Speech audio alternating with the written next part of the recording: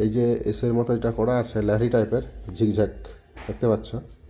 এই ঝিকঝ্যাকটা গোল তারে মুড়ালে সুবিধা, কিন্তু যখন এরকম চিপা তারে মুড়া হবে, দেখতে পাচ্ছ এই যে চিপা তার পাতলা একদমে চিপা তারে মুড়া তখন প্রচুর অসুবিধা হয়। তো এই কীরকম সহজভাবে করা যায় তার একটা উপায় আছে, সেটাই দেখাচ্ছি কীভাবে মুড়া হয়।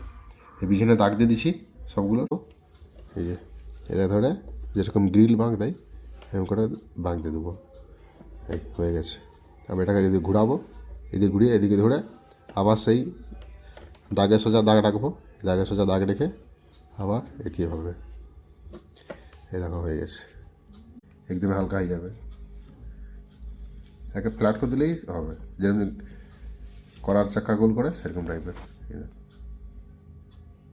কেন আমার এই যে এখানটাতে আছে এরকম, এটা এরকম